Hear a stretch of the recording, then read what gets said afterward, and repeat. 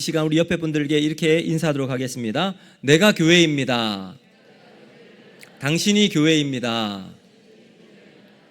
우리가 교회입니다. 할렐루야. 아멘. 자, 오늘 본문 말씀을 중심으로 신앙은 감사로 완성된다. 신앙은 감사로 완성된다. 이런 제목으로 말씀 전하도록 하겠습니다. 오늘이 무슨 날이죠? 네, 추수감사주일입니다. 감사는 항상 감사해야 되지만 특별히 추수감사절을 지키는 이유는 한 해를 우리가 돌아보면서 하나님이 베풀어 주신 은혜를 다시 한번 가슴에 새기고 그 은혜 앞에 감사함으로 우리가 다시 한번 결단하고 다짐하는 시간입니다. 이 감사는 동서고금을 막론하고 우리 인간이 가져야 할 가장 보편적인 가치 중에 하나입니다. 중국의 고전 논어를 보면 공자는 자신이 싫어하는 4가지 인간상을 이렇게 얘기했어요. 첫 번째, 타인의 실패를 기뻐하는 사람. 정말 싫은 사람이죠. 두 번째, 윗사람을 험담하는 사람들과 앞에서는 맞장구를 치고 뒤에서는 그 사람을 욕하는 사람. 그리고 세 번째는 용기는 있으나 예의가 없는 사람. 그리고 마지막 4번째가 바로 은혜를 원수로 갚는 자, 곧 감사할 줄 모르는 사람이라고 이야기를 했습니다. 이 4가지 자신의 싫어하는 인간상 중에 가장 싫어하는 사람이 누굴까요? 바로 4번째, 감사할 줄 모르는 자라고 이야기를 했습니다. 여러분, 중국의 고전뿐만 아니라 다른 서양의 말씀에도 이런 이야기가 참 많습니다. 특별히 우리 성경을 보면 곳곳에 이 감사를 강조하고 또 수없이 언급하고 있습니다. 우리가 잘 알고 있는 데살로니가전서 5장 보면 항상 기뻐하라, 쉬지 말고 기도하라. 그리고 18절을 보면 어떻게 하죠? 범사에 감사하라. 이것이 그리스도 예수 안에서 너희를 향하신 하나님의 뜻이니라. 아멘. 자, 오늘 말씀도 한번 보시면 매 구절마다 감사를 언급하고 있습니다. 그만큼 감사는 우리의 신앙과 매우 밀접하게 연결되어 있다고 할 수 있습니다. 그러면 왜 성경은 감사에 대한 강조를 하고 여러 곳에서 언급을 하면서 우리에게 계속해서 상기시켜주고 있을까요? 아마도 우리의 신앙에 있어서 감사를 빼고서는 신앙이 형성될 수 없기 때문이기도 하겠지만 쉽게 우리는 감사할 수 없는 사람이기 때문에 그렇습니다. 만일 우리가 매 순간순간마다 감사의 삶을 살아갈 수 있다면 그 인생은 하나님의 기뻐하시는 모습일 뿐만 아니라 세상을 초월해서 하나님의 뜻을 이루는 사람이라고 해도 지나치지 않을 것입니다. 제가 어렸을 때 저희 어머니께서 시장을 가시다가 그 안에 있는 빵집을 가서 커다란 빵을 하나 사오신 적이 몇 번 있습니다. 맘모스빵. 그 빵집에서 제일 큰 빵이에요. 그 빵을 사셔서 저희 3남매가 있는데 3남매에게 나눠주어서 주실 때가 있었습니다. 저는 이 집의 첫째요 장남입니다. 어머니께서 빵을 딱 나눠줄 때 누구를 제일 많이 줘야 할까요? 근데 제가 보니까 똑같이 나눠주신다고 했는데 동생께 훨씬 크게 보이는 거예요. 분명히 말씀으로는 똑같이 나눠주마 하셨지만 제가 보기에는 동생께 훨씬 더 커 보이는 거예요. 왜 그랬을까요? 남의 떡이 커 보였기 때문입니다.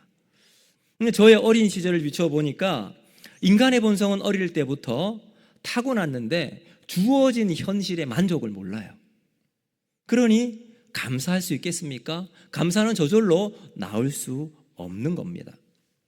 그래서 오늘 본문도 현실에 만족하지 못하고 감사를 잃어가는 이 시대에 그리스도인이 감사해야 될 이유가 무엇인지 말씀을 통해 살펴보면서 여러분과 함께 감사할 수 있는 우리 성도들의 삶이 되기를 바랍니다. 첫 번째, 우리가 감사해야 될 이유가 뭐냐? 바로 그리스도의 평강이 우리를 주장하고 있기 때문이라는 겁니다. 우리 15절 말씀 같이 한번 보겠습니다. 시작. 그리스도의 평강이 너희 마음을 주장하게 하라. 너희는 평강을 위하여 한 몸으로 부르심을 받았나니 또한 너희는 또한 감사하는 자가 되라. 아멘. 여러분 여기 보시면 주장하게 하라라는 말이 있죠. 이 말은 헬라어로 브라비오라고 하는 단어를 사용합니다. 원래 뜻이 뭐냐 하면 규칙을 정하다, 결정하다, 관리하다 이런 뜻을 가지고 있습니다. 우리 인간은 태어날 때부터 아담이 하나님께 범죄한 그 원죄를 가지고 악한 본성을 내재한 채 태어났습니다. 그래서 이런 말이 있잖아요. 우리가 태어나면 인간은 성선설을 가지고 태어나는가, 성앗설을 가지고 태어나는가? 여러분 성경은 뭐라고 이야기하죠? 성선설이 아니라 성악설이다. 여러분 예를 한번 들어볼게요. 갓 태어난 아기를 보면 천사와 같아요. 얼마나 예쁩니까? 얼마나 참 아름다워요. 근데 이 아이 먹고 있는 건 한번 살짝 뺏어 보세요. 어떻게 하죠? 그때부터 땡깡 부리기 시작하는데 감당할 수가 없습니다. 그리고 난 다음 동생이 태어나잖아요. 질투가 이만저만 있는 게 아니에요. 이것만 보더라도 우리 인간은 죄를 가지고 태어나요. 죄성이 우리 속에 내재되어 있습니다. 그래서 원래 있던 그대로 우리를 그대로 두면 우리는 감사가 아니라 불평과 원망으로 우리가 쏠리게 되어 있습니다. 이유는 바로 죄성이 우리 속에 있기 때문이에요. 이 죄가 우리를 운전해 나갑니다. 우리를 어디로 기울게 하느냐? 선일까요? 악일까요? 네, 악쪽으로 우리의 삶을 기울어질 수밖에 없는 겁니다. 죄성이 우리를 그렇게 만드는 거예요. 불평하는 쪽, 원망하는 쪽, 비난하는 쪽으로 우리의 인생이 기울게 되어 있다는 거죠. 그런데 불평하는 우리를 감사함으로 바꾸는 기울기를 조정하는 중요한 장치가 있어요. 그것이 무엇인가? 바로 그리스도의 평강이라는 겁니다. 원망과 불평이 씨앗처럼 우리 속에 탁 살며시 오잖아요. 우리 내면에 이게 싹이 피기 시작할 때요, 영혼의 신호등이 반짝반짝 켜지기 시작합니다. 이 신호등을 켜는 센서가 있는데 그것이 바로 그리스도의 평강이라는 거예요. 불평과 원망이 이 센서에 딱 걸리게 되면 그때부터 빨간불이 우리 안에서 켜지기 시작합니다. 영혼 안에서 작동이 일어나기 시작합니다. 그래서 미리 원망과 불평의 싹을 잘라버리고 감사할 수 있는 시스템으로 만들어 나가는 거예요. 우리는 우리의 마음을 그대로 두면 절대로 감사하는 방향으로 흘러가지 않습니다. 그런데 이 그리스도의 평강이 우리 안에서 우리의 마음을 통제하고 다스려 주세요. 주장하는 거예요. 결정하고 관리시켜 줍니다. 죄의 길로 향하는 우리의 편안된 마음에 그리스도의 평강이 딱 중심을 잡고서 성령의 인도하심으로 우리를 관리시켜 주신다는 거죠. 잘못된 길로 우리가 걸어가려고 할 때 경고를 딱 해주는 거예요. 잘못된 길이다. 그리고 바른 길로 안내해서 그 길을 걸어갈 수 있도록 안내해 주십니다. 여러분 혹시 헬스장을 가서 운동을 해보신 적이 있으실 겁니다. 저는 운동을 좋아하지만 헬스는 싫어합니다. 헬스하면 힘이 드니까요. 반복적인 이게 참 힘이 듭니다. 근데 헬스장에서 누군가 나를 잘 코치해주는 개인적인 코치가 있잖아요. 그 코치가 있으면 훨씬 운동의 효과가 극대화되죠. 왜 그럴까요? 항상 체크해주기 때문에 그렇습니다. 어떤 이 트레이너는 음식까지 조정을 다 해줘요. 먹는 것 이것만 드세요. 그리고 잠은 이 정도 충분히 자세요. 운동할 때 나는 10개 하고 싶은데 15개 하고 조금만 더 하라고 해서 20개까지 하면서 운동량을 다 채워주는 거예요. 확실히 관리하고 체크해 주는 거예요. 그래서 여러분 헬스장을 한 달 끊으면 한 10만 원 정도 한다면 PT, 퍼스널 트레이너를 딱 두면요 한 20만 원, 30만 원 한 달에 주어요. 그런데 그렇게 하는 사람이 많은 이유가 뭘까요? 운동의 효과가 확실하기 때문에 그런 거죠.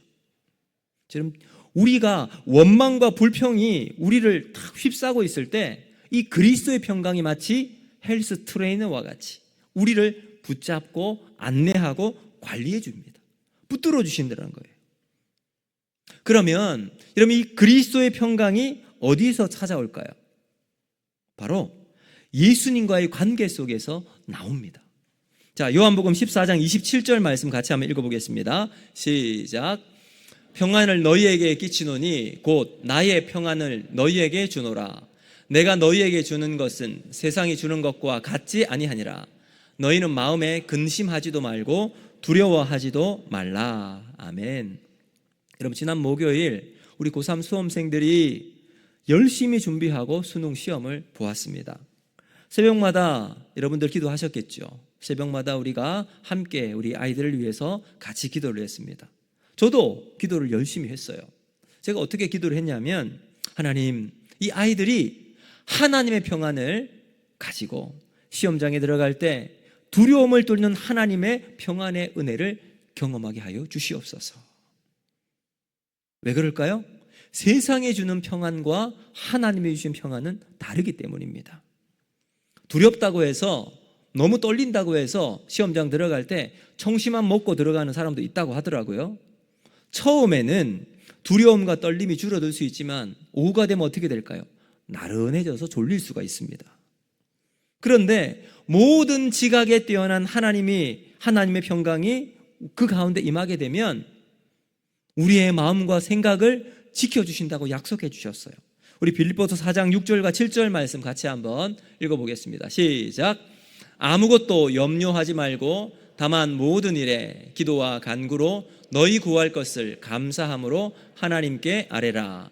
그리하면 모든 지각에 뛰어난 하나님의 평강이 그리스도 예수 안에서 너희 마음과 생각을 지키시리라. 아멘. 그러므로 사랑하는 성도 여러분, 하나님의 평강이 우리에게 임하면 상황을 뛰어넘을 수 있는 감사가 생길 수 있게 되는 겁니다.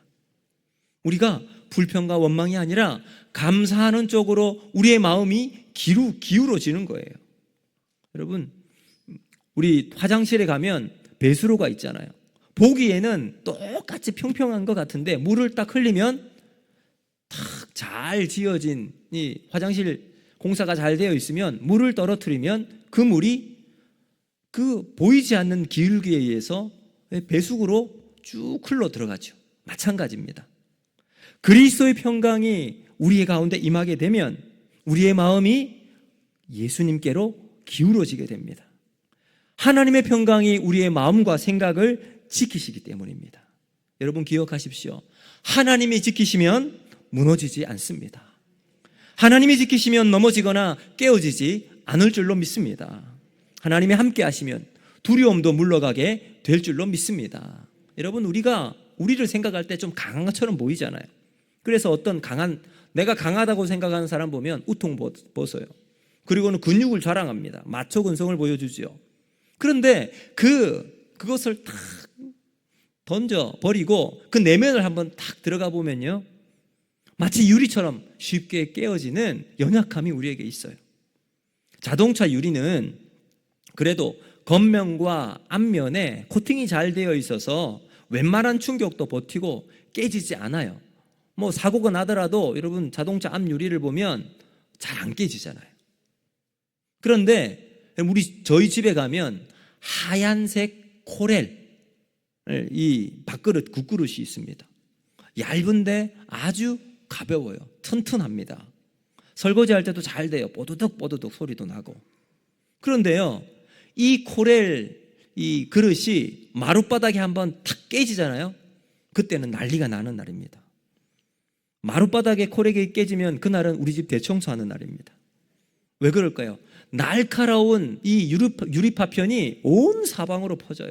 그래서 쓸고 닦고 여러 번 반복해야 유리 조각을 다 제거할 수 있기 때문에 그래요. 우리 마음이 이 유리 조각처럼 쉽게 깨집니다. 한번 깨지면 그 날카로운 파편이 우리 영혼 깊숙이 박히게 되어서 상처를 받고 그 아픔 때문에 힘겨운 고통을 경험합니다. 평안은 사라지고 불안이 밀려오고 걱정이 사로잡히고 근심이 쌓이게 됩니다. 여러분, 이럴 때 우리 그리스도의 평안, 하나님의 평안이 우리를 주장하시면 우리 마음과 생각을 지키실 줄로 믿습니다. 그러므로 우리를 지키시는 하나님의 평안이 작동하기 때문에 우리는 감사할 수 있는 거예요. 하나님이 우리를 붙잡아 주시기 때문입니다. 그러므로 하나님의 평강이 우리 안에서 우리를 붙잡아 주시는 그 은혜 가운데 한 주간을 살아갈 수 있기를 주님의 이름으로 축복합니다. 또 두 번째, 우리 그리스도인이 감사해야 되는 이유가 뭐냐? 바로 하나님의 말씀으로 채워져 있기 때문이라는 겁니다. 자, 우리 16절 말씀 같이 한번 읽어보겠습니다. 시작. 너희 속에 풍성이 거하여 모든 지혜로 피차 가르치며 권면하고 시와 찬송과 신령한 노래를 부르며 감사하는 마음으로 하나님을 찬양하고. 아멘. 우리 인간은 내 안에 채워져 있는 것이 그대로 나타납니다. 그것이 우리의 삶에 영향을 미치는 경우가 참 많이 있죠. 내 안에 있는 것이 그대로 나갑니다. 행복이 우리 속에 있지요. 행복한 사람이 되는 거예요. 불평이 있으면 불평하는 사람이 되는 거예요. 고기를 많이 먹는 사람은 육식의 파워가 나옵니다. 근육도 있고, 물론 고기를 많이 먹어서 똥배도 나오기도 하겠지만, 이 에너지가 육식 때문에 고기를 많이 먹으면 세어집니다. 근데 반대로 풀만 먹으면 어떻게 될까요? 좀 약해 보입니다. 슬림해져요. 우리 영혼도 마찬가지입니다. 우리 영혼이 무엇으로 채워져 있느냐에 따라 영혼의 거울인 마음에 그대로 반영이 되어서 나타납니다. 여러분은 한 주간 동안 무엇으로 우리의 영혼을 채우고 계십니까? 텔레비전, 드라마, 인터넷, 영화, 홈쇼핑, 때로는 SNS, 카톡 이런 것으로 가득 채워져 있으면 그것이 우리의 마음을 지배하고 다스립니다. 그것이 내 생각과 언어로 나타나게 됩니다. 어느샌가 나의 모든 관심사가 여기에 의해서 영향을 받고 나는 그렇게 살아가게 되는 거죠. 우리를 행복하게 만드는 것이 이런 드라마에서 나오는 거짓 행복과 비주얼이 판단이 되는 잣대를 가지고 살아가는 경우가 참 많이 있습니다. 돈이 최고, 성공이 자랑이요, 명성을 얻어 사람들에게 인정받는 것, 이것이 나를 행복하게 만드는 절대적인 조건이라고 우리가 믿고 살아갑니다. 여러분 정말 그렇습니까? 오늘날 우리가 살아가는 세상은요, 기준이 자기예요. 내가 행복하면 모든 것이 다 통과되는 시대를 살아갑니다. 아까 우리 장로님께서 기도도 하셨지만 동성애가 어색하지 않고요, 자연스러운 사회 현상으로 넘어가는 단계에 있습니다. 그런데 여러분이 동성애자를 바라보면서 저는 한편으로 그들을 향한 하나님의 마음과 또 긍휼이 필요한 사람이라고 생각합니다. 그들도 하나님의 자녀로 복음이 필요한 사람이라는 겁니다. 그렇지만 분명하게 이야기할 것은 그것은 곧 죄라는 사실을 알려주어야 합니다. 알려주지 않으면 내가 만족하고 자기를 채우는 만족을 여기에서 찾겠다라고 하면 그것이 내 만족이요 행복이라고 생각할 수 있기 때문에 그렇습니다. 근데 오늘 성경을 한번 보시면요, 그런 것들로 우리를 채우는 것이 아니라고 분명하게 말하고 있습니다. 무엇으로 채우라고 말씀합니까?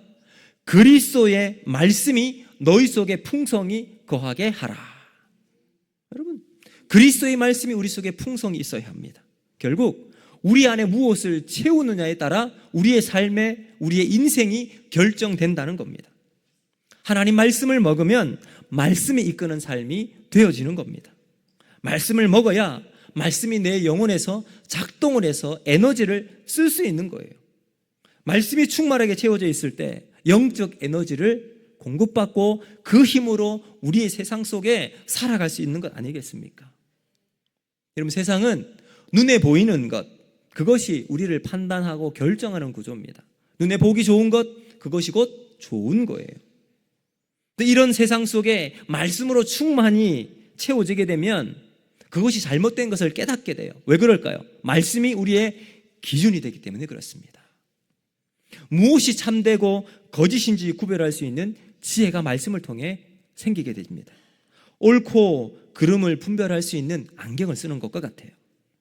그래서 이 충만해진 말씀을 통해서 지혜와 분별력으로 우리의 눈을 가리고 있었던 이 비늘이 벗겨지게 되는 거죠.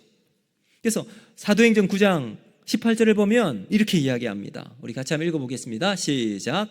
즉시 사울의 눈에서 비늘 같은 것이 벗어져 다시 보게 된지라. 일어나 세례를 받고. 자, 여러분, 이 이야기는 바울이 다메섹으로 예수 믿는 사람을 잡으러 가는 길이었습니다. 거기에서 예수를 만나게 돼요. 하늘의 밝은 빛이 그에게 비추게 되자 그의 눈이 아무것도 보이지 않게 됩니다.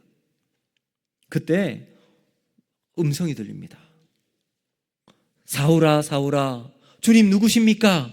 나는 네가 박해하는 예수라.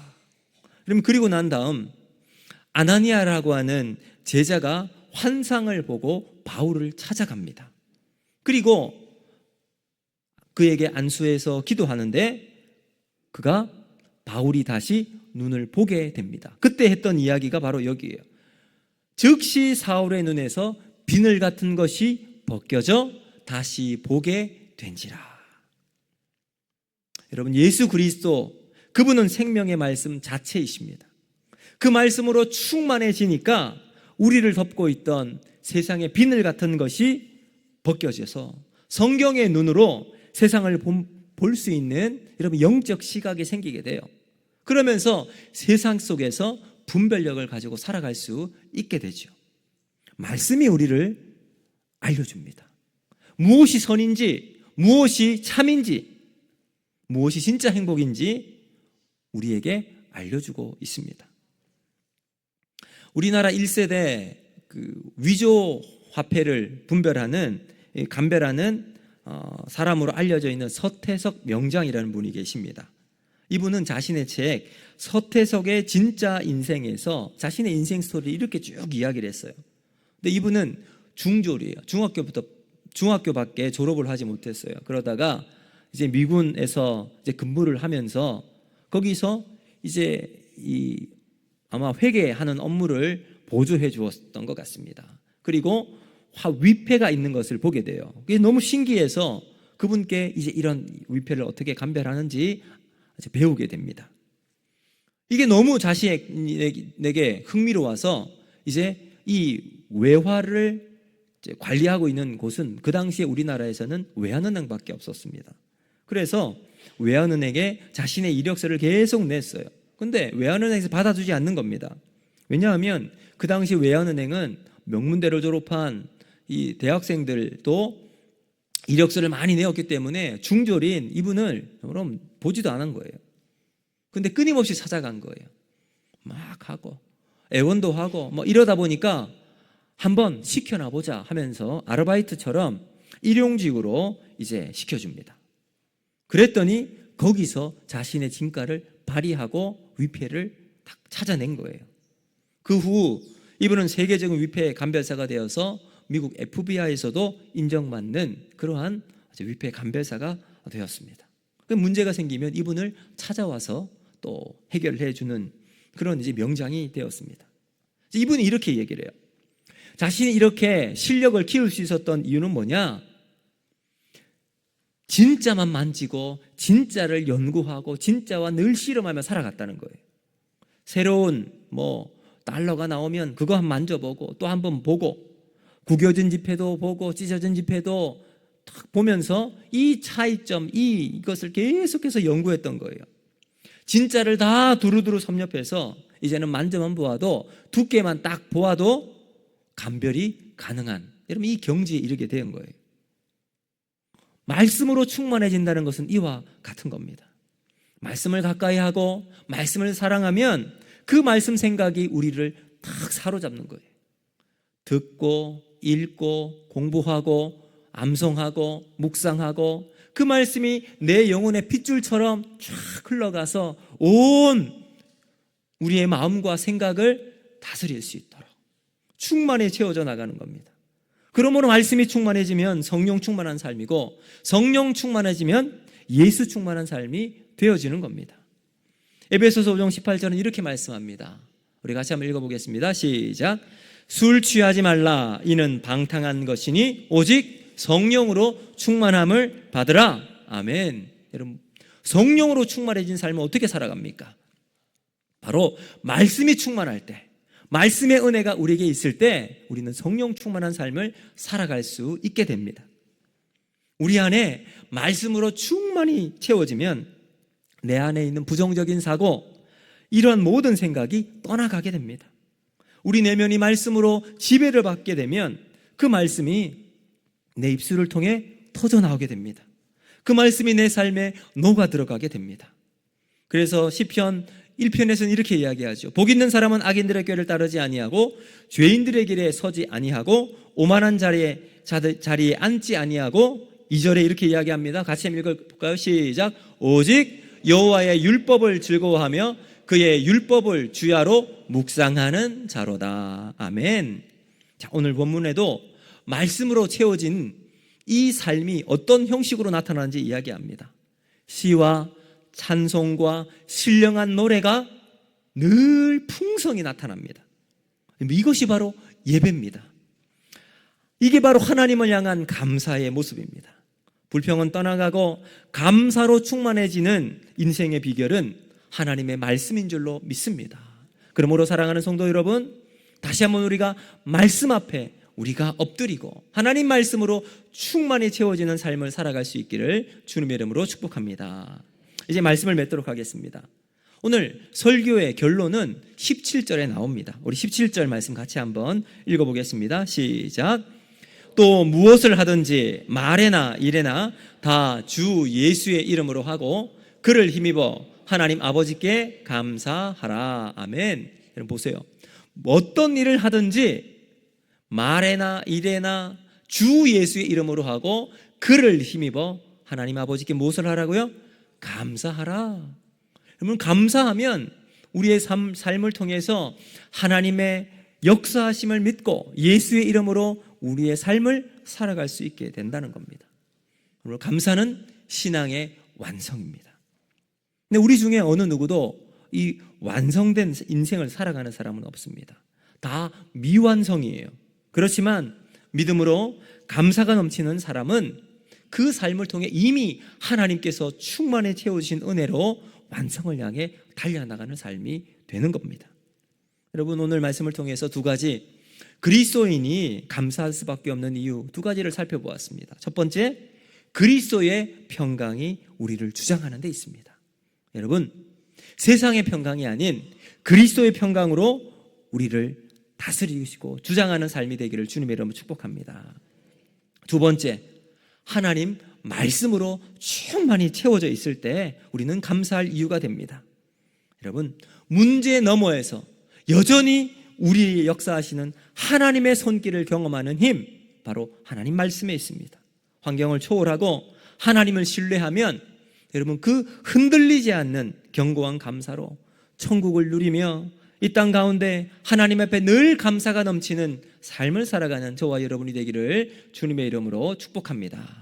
아멘. 여러분 이 시간 말씀을 기억하면서 우리 이 찬양 같이 했으면 좋겠는데요. 하나님 우리의 삶을 통해서 늘 감사하며 살아가기를 원합니다. 숨 쉬는 것도 감사요, 하나님 무엇보다 나를 구원하신 것도 감사요, 때로는 내 뜻대로 안 되고 때로는 넘어져 있는 삶을 살아가도 그것도 하나님의 인도하심으로 알고 감사하며 살아가게 하여 주시옵소서. 그래서 오늘 이번 한 주간 동안 여러분 우리 입술에 매일매일 감사가 넘치는 삶을 살아가도록 하나님 우리를 인도해 달라고 하는 의미로 우리 다 같이 감사 찬양하도록 하겠습니다.